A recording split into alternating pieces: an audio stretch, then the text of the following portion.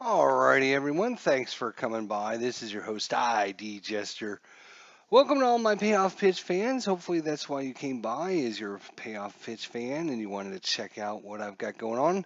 Some of you may or may not know I released some updated charts to kind of add some more strategy back into Payoff Pitch using some of the stats for the players, and been using them during my 2018 Atlanta Braves replay, and I really like them. I've gotten a lot of positive feedback from a lot of the people that I've sent them to, so that's good. But here's what I came across, and so this video is going to be kind of longer because I'm going to be introducing the new charts, and I'm going to talk a little bit about why there's new charts and what the update does and my thoughts and feelings about it. And of course, I'm always looking for anyone's feedback. So if you are interested, send me an email to idjesterlive@gmail.com. If you're looking for the charts and you want to see them, send me an email and I will ship them out to you. This is a work in progress, but I feel this is going to, based upon the experience that I've had so far, I think this is going to be a great update to everything. So let's start at the beginning, okay? So I've been using the charts probably the last 10 or 15 games of the payoff pitch. And I really, like I said, I really like them. But what I don't like about them is they slow down the game because you spend a lot of time calculating different play results. When a runner moves from first to third, you got to get the speed rating, and then you got to adjust whether or not the arm fielder's arm rating and the whether it was hit on an in play or a wheelhouse or whatever. And you're adding and subtracting all these different values up, and of course it takes a little bit of time away, and it slows down the flow of the game. And I don't want that to happen. What I ended up finding out is because of the play results, because of all the modifiers and everything, it seemed like you always ended up with results that were either really, really low, and you choose not to, take the runner and move him first to third, or you ended up getting a result that was really, really high, 9 or 10 or whatever. Obviously, the highest you can ever have is a 9. But still, with a 9 result, you're going to send the runner because you got a 90% chance of success. And then at that point, there's no sense in the defensive team ever choosing to throw you out because they only have a 10% chance, or less than that, really, because there might be an error chance on it. So there's no sense in even doing that. And so, with all those results and the calculations, it just seemed to me like we had to streamline things, and so I've done that with our new charts. So I'm going to be talking about the new charts. Let's introduce you to the new payoff pitch charts, and let's talk about a little bit about it. So I'm actually going to be switching back to a lot of what they do in actual payoff pitch. For example, what I've been doing is using a 10-sided dice for the run rating of the base runner. And that's not how they do it in payoff pitch. The run rating is based on 2d6s. So a 7 on a 10-sided dice and a 7 on 2d6 is a different result. So I'm actually going to be switching back to more of what they do in payoff pitch so I can more closely simulate what's going on in payoff pitch. So with that said, let's give you an example here. We got a runner on first base. We have a single result, right? So on a single result, obviously it's going to be very positional where it was hit.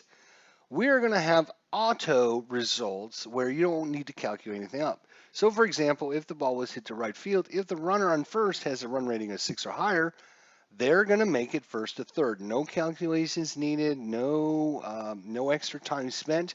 If your runner on first base has got a run rating of 6, 7, 8, 9, whatever it happens to be, they're going to make it first to third because it's going to be hit to right field. It's going to be harder for that player in right field to get it all the way over into third base in time, and the runner is fast enough to actually get it over there. Same thing, if you put on a hit and run result, or there's 2 outs, or wheelhouse result, or an in-play result, or defensive result, Any one of those are auto, meaning there's no calculations needed. If any of those apply, then the runner will make it from first to third. So if there's two outs, doesn't matter if they have a run rating of 3 or 4 or 5, you're going to make it. If it's a wheelhouse result and the runner has a 5 run rating, doesn't matter, they're going to make it because any one of these that come into play will be a good result. So let's talk about wheelhouse, in play, and defense. So here's the way I feel about wheelhouse, patient, tough, in play, and defense. So wheelhouse, as you can tell, obviously it's a curveball that doesn't curve or a fastball down the middle, and it has been hit solidly by the batter. He's got a lot of power on it, and it is a well struck, well hit ball. And obviously, you can see a lot of good results that are going to come from this. So um, your base runners, obviously, if they know the ball's headed out to the outfield wall, they don't have to worry about whether or not it's going to be caught or not. They're already taken off for second base. They don't have to go halfway and worry about whether they're going to have to make it back in time to first base because they can tell by the way the ball was hit, right? Same thing with the in play, but in play is still a solid hit. It's a well struck ball, but I feel the in plays are more positional. They're hit into the gaps, they're hit down the line, they're hit where the defenders are not. And if I know, if I'm on first base, I see the ball fly over my head down the line, I know that the guy's not going to make it. So well struck balls. And so those should aid the base runners as well as the defense. So when you do a defensive check, you're checking for range and you're checking for error, right? So whether they make a successful range play or not, or an error check or not, those are going to be very tough for the defender to be able to, get into a position where they're going to be able to throw out a runner that's trying to advance. Again, they've got to run a long, long ways, and maybe the ball lands in front of them. And at that point, he's not going to be in position. It's not a ball that was hit right at him or just a few steps away. That's what a range play represents. An error, maybe they don't make an error, right? But maybe the ball bounces right in front of him, bounces off his leg, and now he's got to go track the ball down and stuff. Now, if that happens in any game, which it happens all the time, right? The runner that are moving first, to second base, they're taking off for third base immediately, and so those plays, wheelhouse, in play, and defensive plays are going to aid the runners, and you're going to see those throughout the charts because I feel that those should aid the runners. Patient results, I think patients are like your soft hit bloopers or your line drives that go over like the infielders' heads. It's too high for them to catch it. But they're not as solidly hit, and you can't, get quite as good a jump on those. And of course, your tough results are going to be your super hard ones. Are they going to catch it? Are they not going to catch it? I'm going to have to wait and find out. Are they going to catch it or not? It's going to be a close play. Maybe they do, maybe they don't, but it's not going to give me the opportunity to, head right from second to third base. I have to see whether or not I have to get back to first or not. So, wheelhouse, well struck, powerful, excellent hits. In play, more again, an excellent hit, but more directional instead of powerful. Your patient results, again, bloopers that might make it in the hole or into the gaps and things like that, but they're not well struck. And then, of course, your tough ones are, oh, I don't know if it's going to be a caught or not, and I have to wait to find out. So obviously, patient and tough won't really give the runner much read. And of course, as we talked about defense, we're talking about defense. We're talking about range plays. Somebody's going to run a long ways to get to the ball. They're not going to be in position. They're not going to know where the runners are. They're going to have to take time to try and figure out where the play is at, and of course error checks. And even if they don't make an error, it's still maybe a bobble out in the outfield, or it's going to be a tough play that bounces in and out of their glove, or however you want to role play it in. So wheelhouse, in play, and defense will help the runners. So I'll slide that out of the way. So obviously, runner first to third is, as I said, more positional. If it's hit out to right field, you need to have a run rating of 6 or higher.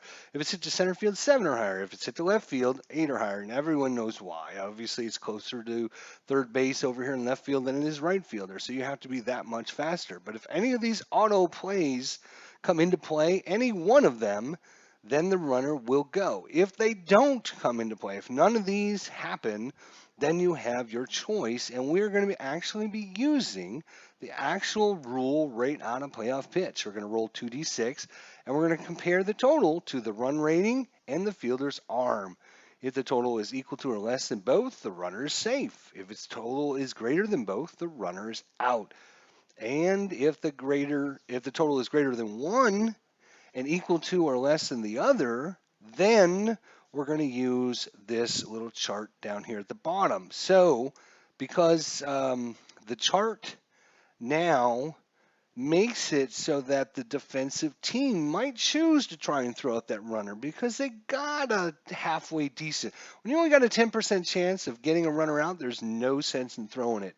There's not enough risk reward. But now, 1 to 5, the player will be safe. 6 to 9, they're out. And if you roll a 10, you're going to check the second dice to see if there's an error on the throw or the person that's catching the ball. And the way they do errors in payoff pitch is, let's look at Ender Inciarte, since I happen to have him handy and close here.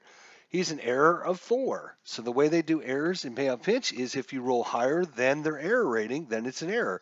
So in this case, it's not an error, but if I was to roll a 5 or a 6, then it would be an error in Inciarte. So that's how I'm going to be using it, is based upon the payoff pitch rules and how they do things. So I'm trying to make it more, easier for players out there that might want to use some of the payoff pitch rules and also use my charts, or maybe use my charts but came from payoff pitch or used to doing something a certain way. So if you're used to doing it payoff pitch way, it'll be easier, much easier for you to come over and join the dark side, as we like to say, because we're going to be using the actual payoff pitch rules. So that goes with, singles runners first to third, your singles runners second to home, or your double runner first to home. Obviously, when we're talking about runner second to home and runner first to home on a double, these aren't as positional. The only difference is going to be because center field, there's usually, curved outwards away from home plate is going to be farther away from home plate. There's more field out there, so you don't need to have quite as good a run rating as you do when you're hit it down into left field or right field, because those are usually closer to home plate than center field is. So on center field, run of 6, and right and left field will be a run of 7 or higher. Same thing with the runner second home. And these two charts are exactly the same. So once you memorize, oh yeah, center field's a 6 and left and right fields are 7s, then you will know that it's the same result over here. And again, the same choice. If none of these autos come into play, if not one of these come into play, then you have your choice, and that's when you're actually going to spend the time trying to calculate it. So what this does is it's going to say, okay, when these come into play, we don't need to calculate anything out.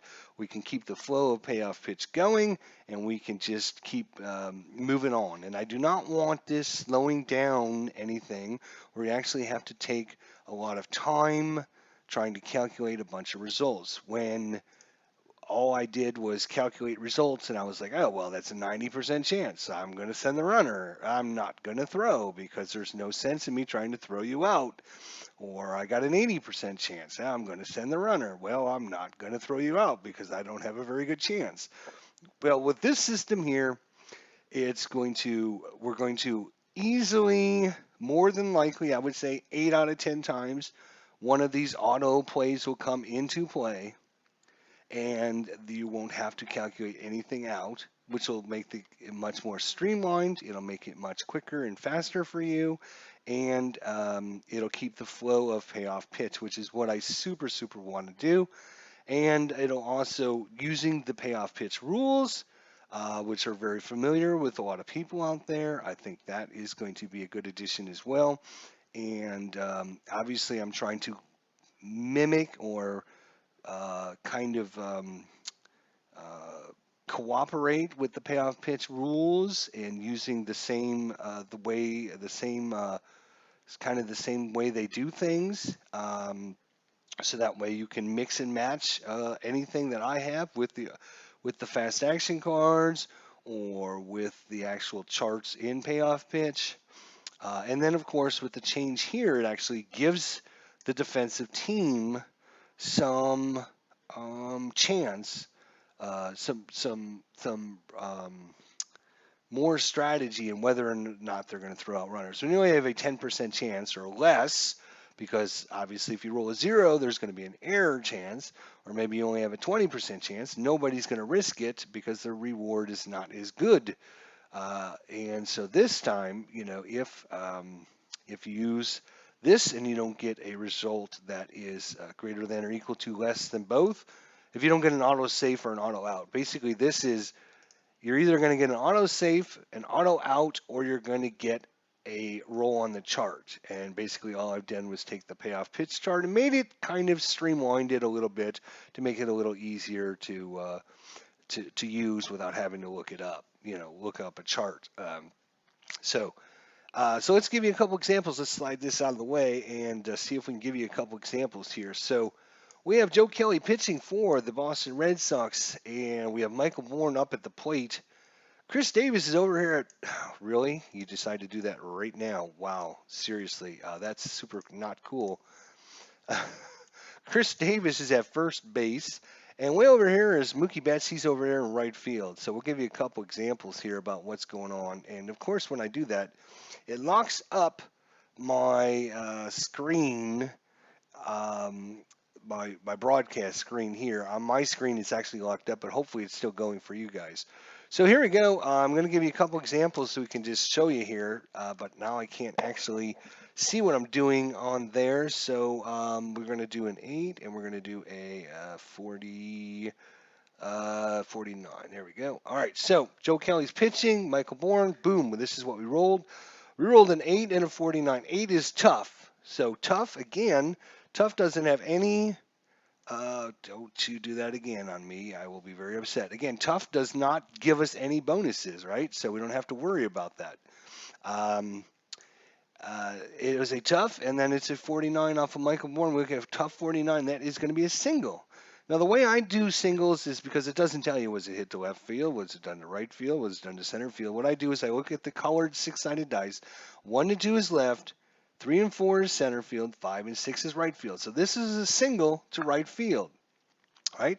So we know Chris Davis at first base has a run rating of 6. Well, there is all we need to look at. We don't even have to look at anything else because Chris Davis has a 6-run rating.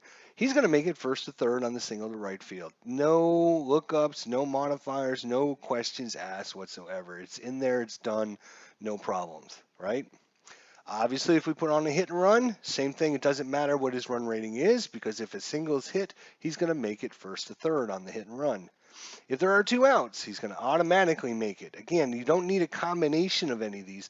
All you need is one of these to come into play, and it will be an auto result for you. Now, let me make sure I'm still recording. Hopefully I am. There we go. All right. So we're going to give you another result. This is going to be, let's go like this. All right. And we are going to go once again with 45. There we go. All right. So this is what we rolled this time. All right. So this is a patient 45. So patient is a 10. So again, patient doesn't matter. It's not going to help our base running at all, one way or the other. The only thing that's going to help us are wheelhouse checks or ballparker checks or defensive checks. And obviously you don't get very many of those, so they won't come into play all the time. But if they do come into play, that will help your base runners. So on a patient 49, again, patient doesn't do anything for us, but the 49 is just going to right field again. So our base runner is going to be a 6. He's going to be in there safe, right? So let's try the same result, but this time it is going to be a 3 and a 1. All right. And we'll go, let's go 44. That's fine. We'll roll 44. There we go. All right. So that was our roll this time. It is a 4, which is patient off of Joe Kelly. 44. 44 is going to be a single. Now, where was it hit? Now, this time, it was hit to center field. So it's hit to center field. If you look at our center fielder, you need to have a base running of 7 or higher. Nope. He only has a 6. Was it a hit and run? Nope. Is there 2 outs? No. We'll just assume there was no outs. Was it a wheelhouse result? Nope. No wheelhouse. Was it an in-play result? Nope. Wasn't an in-play. Was there a defense? Nope. So at this point, we have to then use our choice. Do we want to send the runner from second to third? How do we do that? We're going to look at our run rating and the fielder's arm. So the center fielder for the Red Sox is going to be, let's see here, let's grab one of these fine gentlemen here.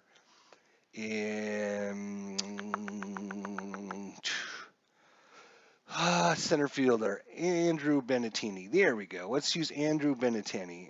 And I'm going to make a thing for him real quick. And we'll just go AB. That's fine. Boom. All right. And I'll just minimize that out of the way. Bring up our charts. Just slide them out of the way. There we go. Let's bring up Andrew Benettini's card now so you all can see Andrew Benettini. What the heck did I do with my folder? No, that's not the right folder. Where the heck did I do with my folder?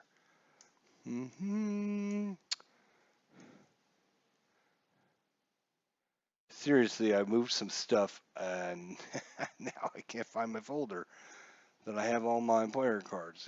And there it is, example. It's behind over here. We need to bring up Andrew Benintendi. Well, that was a couple minutes of your life you'll never get back, right? All right, so let's slide Chris Davis down. We know he's at first base. Let's slide this back over. So Andrew Benintendi is playing in center field. He's got an arm of 7, and we need to.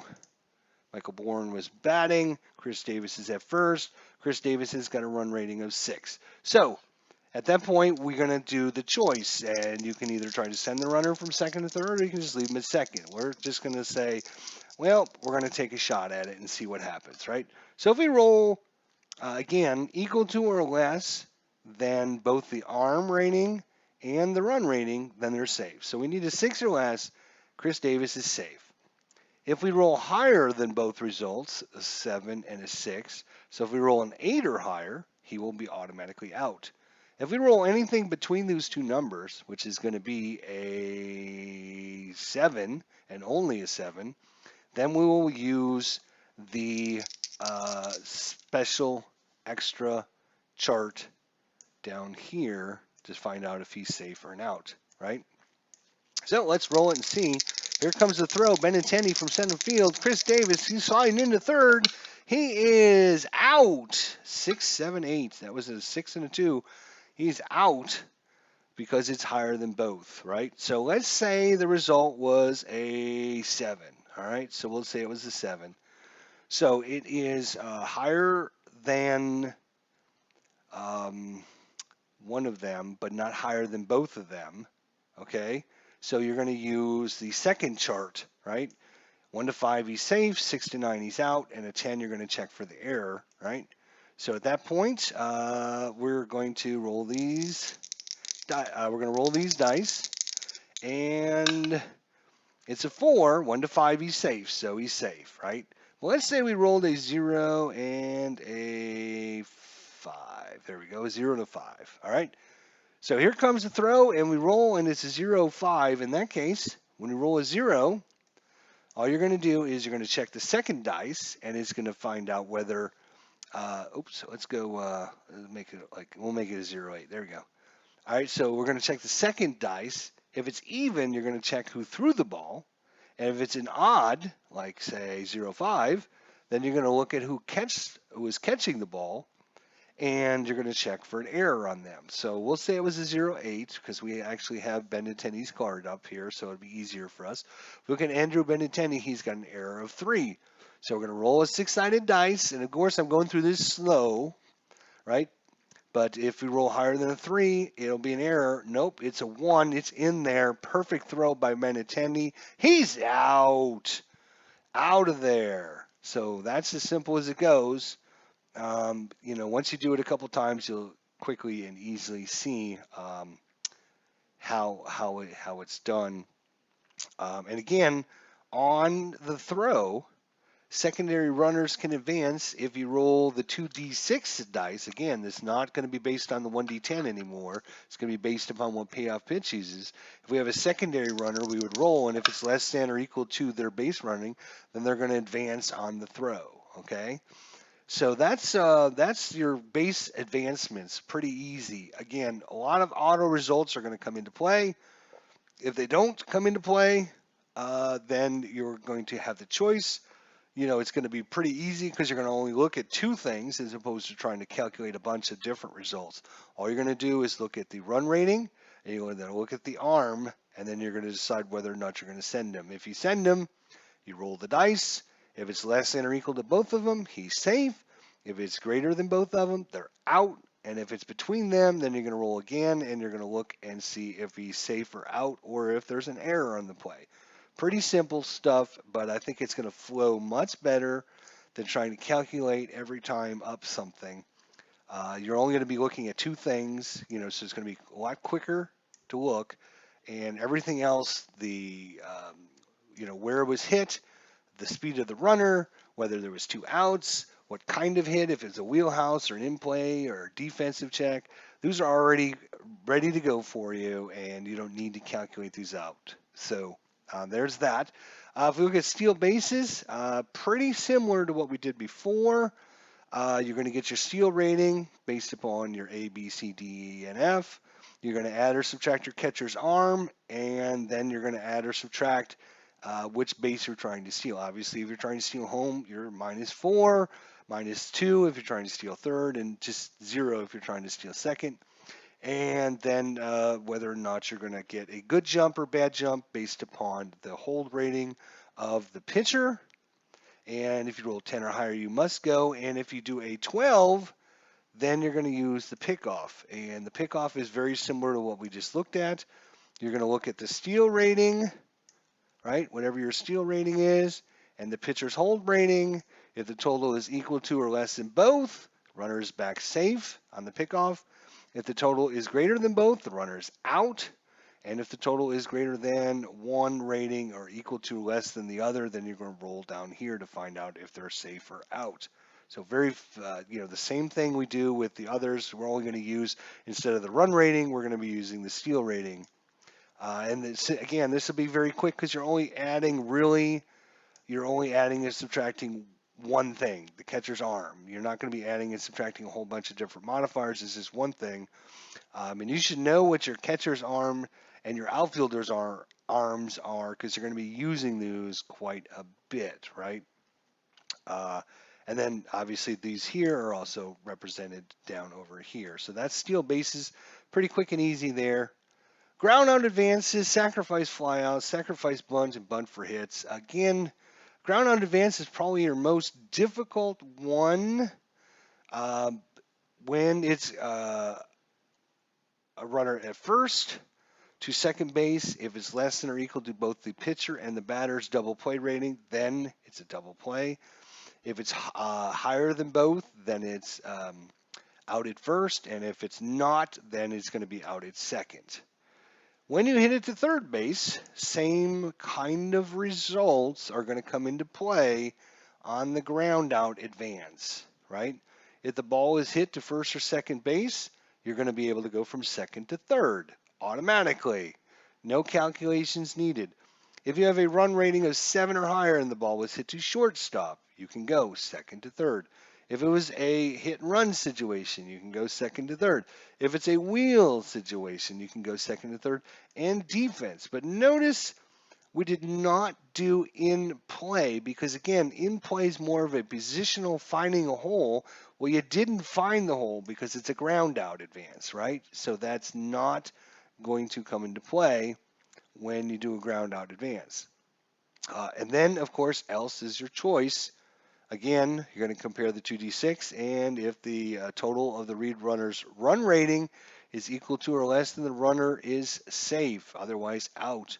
On a roll of a 12, then you're going to check the color D10, even, uh, check the thrower, odd, check the catch, whoever caught the ball, and you're going to do an error check on these guys. Now, home is a little bit different because you have two home or you have two home with the defense in. So on two home, if the defense is not in, if you have a run rating of 6 or higher, it's a wheelhouse and in play, a defensive check, then you will be able to auto go third to home. If you do not, if the defense is playing in, notice when the defense is playing in, they take the in play away and they also take the run rating away. So it gives the defensive player more, what's the word I'm looking for? It puts the onus on the defensive team to actually play in. Now, if you are playing in, right, if you are playing in, you get a -2 to both your error and your range plays. And I probably should put that on the chart somewhere so that people know that. Because obviously, if you're playing in, you're not going to have as good a range as you're playing way back. And also because you're under, you're playing in, everything's moving at a much quicker pace. The ball's getting to you quicker. You don't have quite as good an opportunity to react to the play, so you're going to make more errors in that case. So if you normally had, say, Enciarte has a B, he's going to go to a D, and he's got an error range of 4, it's going to go up to a 5. Now, obviously, the highest you can go is a 5, and F would be the highest you can get. I believe A, B, 5, 5, 4. Oh, it's actually going to be, it's going to drop from a 4 to a 2, right? So you're going to get a -2 to your error, and you're going to get a +2 to your range. You get 2 worse on your results, is basically what I should say. All right, because you're playing in. But of course now, again, if in this case, let's say it was hit to third baseman on it's a patient result, ground to third off a patient. So now the offensive player has to decide if he's sending the runner home or not. He's got the choice, and if he does, then he's got to roll 2d6 and compare the total to the run rating. If it's equal to or less than the run rating, he is safe. Otherwise, he's out. And if we roll in a roll of 12, then you roll the 10-siders to check for an error, either on whoever throw it or whoever was catching it, based on what the results on the dice are. Sacrifice fly out again. To second base, so actually you can sacrifice flyout, move the runner from first to second, which doesn't happen very often. And to be able to do that, it has to be a wheelhouse result. The ball has to be hit to left field or right field, and the runner has to have a 7 or higher. So, all three of those situations have to come into play in one go, and I should probably put that all in one parenthesis, so it's got to be wheelhouse check, and it has to be hit to left field or right field, and you have to have a run rating of 7 or higher, or else no advance. Notice there's no advance, no chance to do a choice. All right, now sacrifice fly out to go from second to third. Again, if the ball was hit to right field, you have a 6 or higher. If the ball was hit to center field, 7 or higher, and a run result of 8 or higher to left field. Oh, wait a minute, 6, 7, 8. Those kind of remind me of something. Oh, yeah, 6, 7, and 8. So you see how everything kind of set up so it flows together really well. Again, a wheelhouse check, no in-play checks, because again, it's an out play. So in plays more finding the gaps, hitting it where the defenders are not. Obviously, on a sacrifice flyout, you didn't get that good result off an in play, so you don't get the bonus off of the in play. That's why I wanted to go through those in the beginning with you guys. But you still get the defensive checks and the wheelhouse checks, and of course your runner checks. And now to home, 7 or higher, wheelhouse, defensive check. Else choice, again, we're going to compare the two D6 and compare them to the lead runner's run rating and the fielder's arm rating. I know this is very familiar because this is exactly out of the Payoff Pitch book, and it's something we already looked at from our other charts up here, right? All of these are exactly the same, so once you understand how to play it, you can do it for all the different cards that use the same result, because I wanted to streamline it for as many people as I could. Sacrifice bunt. All right. So you're going to take your bunt rating. A is a 9, B is an 8, C is a 7, D is a 6, F is a 5. Again, these are 2d6's results, and you're just going to follow the chart along here. So you're going to roll 2d6. If the die roll is less than or equal to the bunt rating, then it's a good sacrifice bunt. If the die is higher than the rating, then the defensive player can choose to try and throw out the lead runner. They're going to then roll the 2d6 again, and if the roll is less than or equal to the base runner's rating, the base runner's safe and not out. If the roll is higher than the rating, so again, even if you fail on your bunt attempt, it's up to the defender. Are they going to risk trying to get out the lead runner, or are they going to take the auto out at first, right? And if the original dice roll is a 12, then you're going to roll the d10s. Now this chart is a little bit different because we're doing a different situation. 1d10, 1 or 2, it's a pop out. So he tries to bunt and it's popped up and he's out. 3 to 4, it's a bad bunt and it's going to be a double play. 5, 6, out on strikes. So he tried to do it and swing and a miss.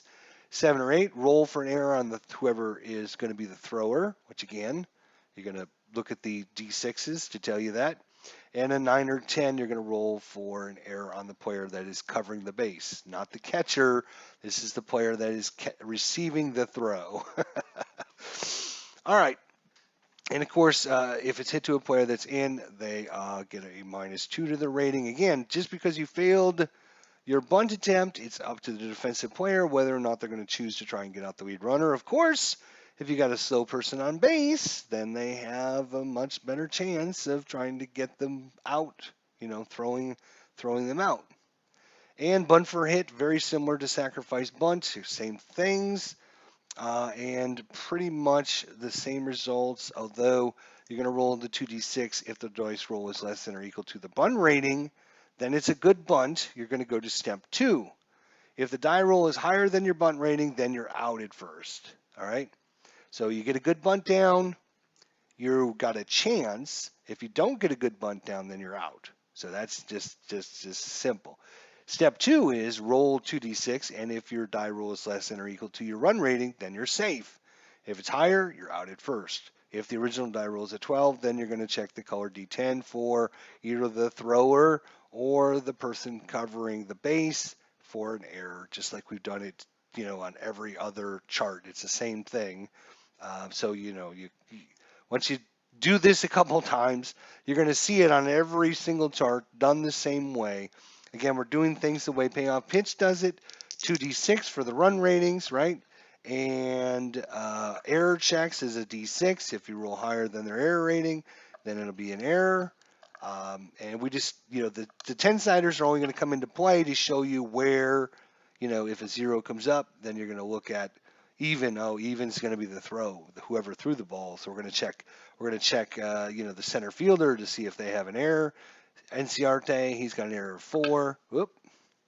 And we rolled a 1, so no error, so he's out, right? So instead of adding and subtracting like 3, 4, 5 things and slowing down the game right now, you got your auto results that come into play, quick and easy, boom, done. You don't need to calculate anything. So probably, I'm saying 70 to 80% of the time, you're going to get an auto result. You won't need to calculate anything up. Plus, it'll actually motivate you to try things like hit and run, right?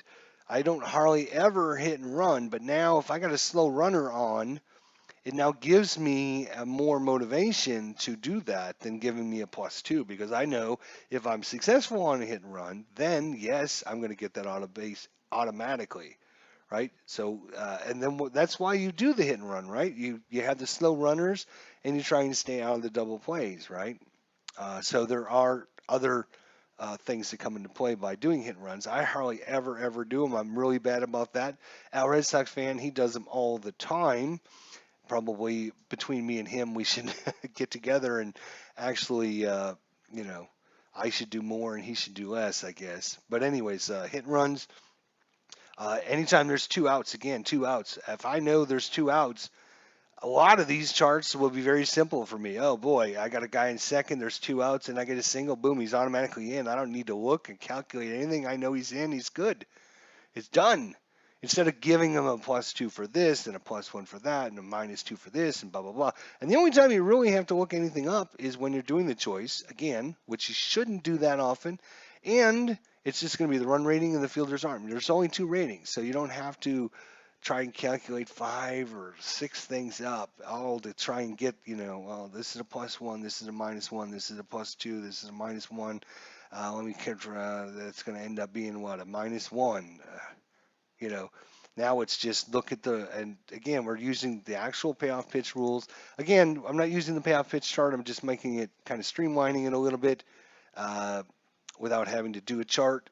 Once you do this, again, it's going to be standard throughout the system that you're going to see this over and over and over again. So you're going to remember, oh, yeah, well, let's see. It's going to be 3. Oh, he's safe. Boom, done. I know 1 to 5, he's safe. If it's higher than a 5, he's probably out. Unless we roll a 0. 1, he's safe. It doesn't matter what the white dice is, right?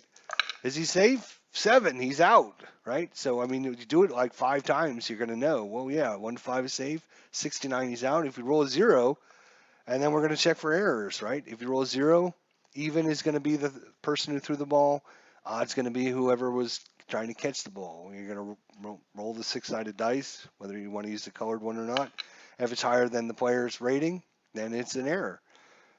So I think, like I said, this is from experience. Just was spent way too much time auto-calculating 5, 6 modifiers onto a run rating or onto a bunt hitting or onto a sacrifice.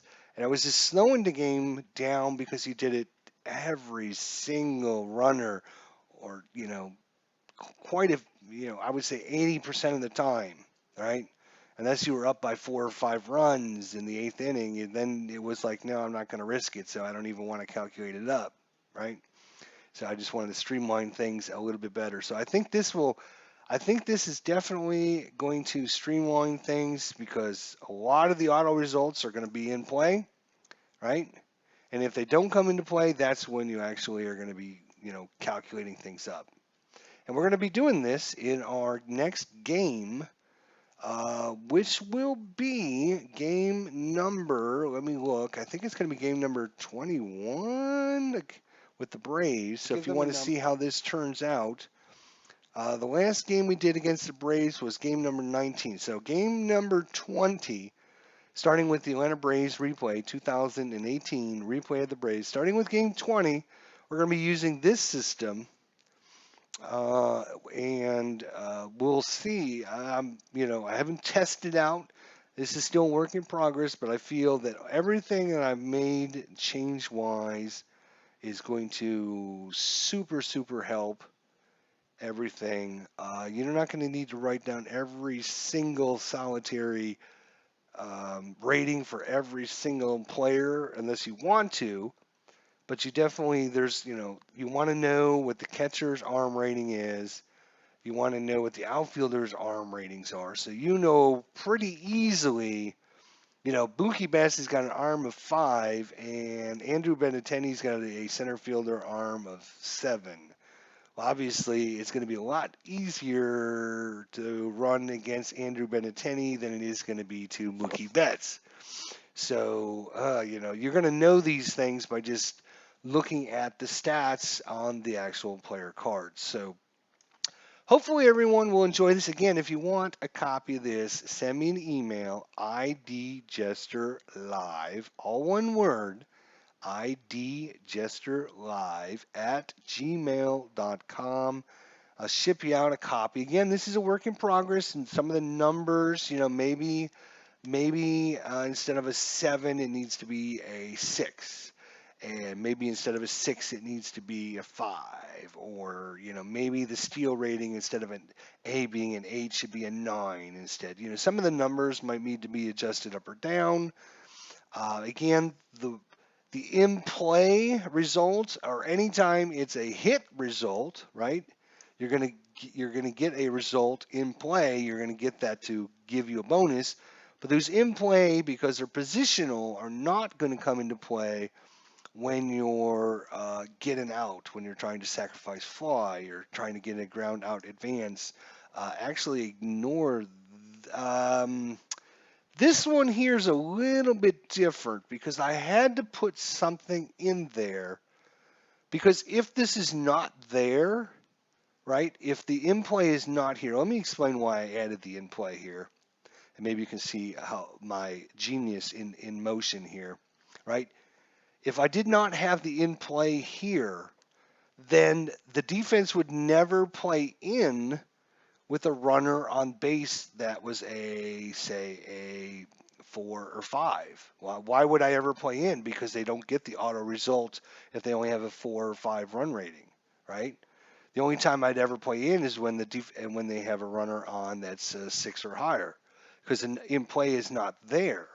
But if I don't play in and they do get an in play result, now they can get the auto go. So it forces the defensive team to decide whether or not they're going to play in. Because if I do get an in play check, then I will get the auto go to home, and I don't need to roll on the chart that way, right? So I will get the auto go. That's why the in play is here in the home section. Again, this is the reasoning because it brings more strategy into whether the defensive team wants to play in or not, right? Because again, if it was just a run of 6, a wheel, and a defensive check, the only difference is the run of 6 between this and this. So if you have a runner on that's a 4 or 5, then the defense would not play in. Why would I play in? You got a slow runner at third base. Well, now you have to, because if I get an in play and I have a slow runner, I still get the auto go.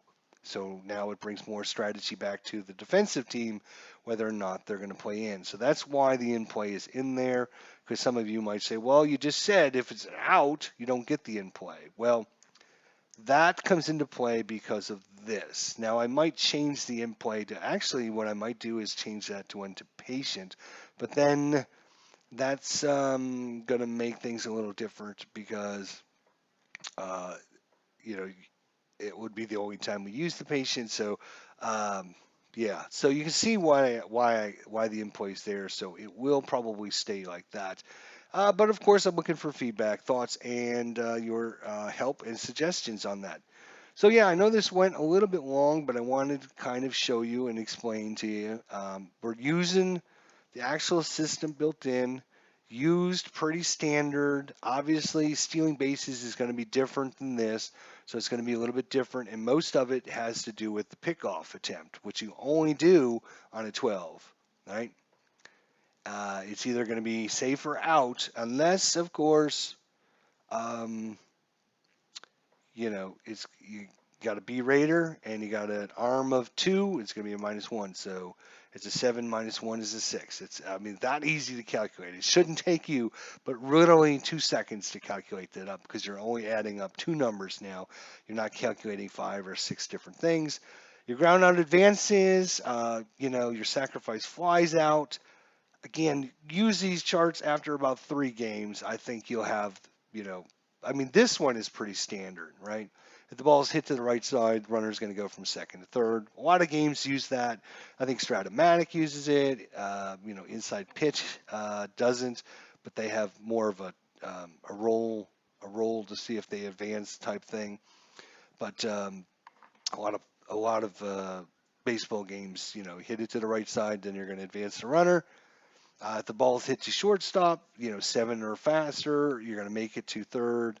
Hit and run again, wheelhouse, defensive checks. These are pretty standard throughout.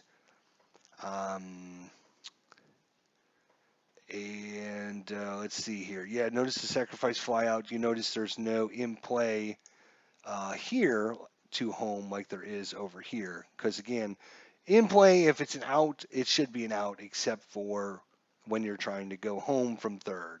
So, yep. Sacrifice bunting and bunting for hit. These sacrifice bunting is pretty standard stuff. You know, use the same chart basically, but if the original dice was a roll of 12, then you're going to be using this stuff right there, which is all calculated up. So you might, this one might be, anytime you roll a 12, you're going to remember, okay, well, wait a second, hang on, I gotta check the chart because I know a lot of 12. When I roll a 12, I got to make sure now, right? So then you would double check each of the charts real quick if you roll a 12, but you're not going to roll that many 12s. And then bunting for hits, that doesn't come up very often. In fact, we've played 20 games so far, and not a single player has used a bunt for hit. But again, roll. If it's a good bunt, then you have a chance. If it's a bad bunt, then you're out. If you get a good bunt, then you're going to roll less than or equal to your run rating, and you're safe. Of course, if there's a 12, then we're going to be checking for an error again, which we've done throughout this whole process. So hopefully you guys enjoyed our look at the new charts. Again, idjesterlive@gmail.com. Feel free to email me if you want to copy these. Again, a work in progress. Things might change again, but I really feel positive about these. I feel positive because I'm going back to what they do in payoff pitch, and just trying to streamline it a little bit and use the player's stats so that way it's an easier look up or easier find to find out whether or not it's going to be a base hit or not. And you can start to watch it. It's game number 20 when we play the Braves, and you can see this in action for yourselves. Well, thanks everyone for coming by. I appreciate it. We will talk to everyone soon. If you have any thoughts, comments, suggestions, please let me know in the comments below. And hopefully, if you are a payoff pitch player, if you have not checked out Payoff Pitch, definitely do that. If you are a payoff pitch player, hopefully you can get these charts and give me some feedback. And hopefully you'll enjoy them as much as I think I will. All right, guys, we'll talk to everyone soon. Have a great evening. We'll see you next time. Thanks for watching.